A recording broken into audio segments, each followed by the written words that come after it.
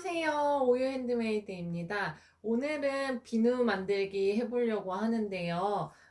요 칼라민 분말을 이용해서 비누 만들기 해볼 거예요. 칼라민 분말은 굉장히 예쁜 핑크색이 나오는 분말인데요. 이 칼라민 안에는 징크 옥사이드라고 우리가 선크림 만들 때 넣는 재료 있잖아요. 거기에 적색 산화철이 포함된 분말로 이 예쁜 핑크색이 나오는 분말이거든요. 그런데 이 칼라민 분말의 효능을 살펴보면 소염 보호작용을 하고, 그리고 염증 완화를 해주고, 그리고 가려움이나 화끈거리는 피부를 진정시켜주는 그런 효능이 있어요. 그래서 트러블 제품이나 이런 데 많이 사용되기도 하고요. 예전에 저희 어렸을 때 이렇게 초등학교 때 수두 걸린 친구들을 보면은 이렇게 핑크색 연고 바르고 오잖아요. 그때 그 핑크색 연고에 들어가는 재료가 이 칼라민이라는 분말이거든요. 그래서 요즘에는 제품을 보시면은 뭐 칼라민 로션도 있고 톤업 크림이나 파운데이션 등 이런 제품에 많이 들어가는 재료기도 해요. 그래서 오늘은 좀 민감한 피부가 사용하기 좋은 칼라민 비누 만들어 보려고 해요.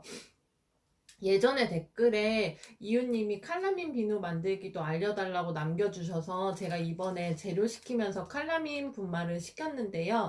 MP 비누 만들기도 촬영을 하고, 그 다음에 또 숙성 비누 만들기도 촬영을 해서 제가 천천히 보여드리도록 할게요.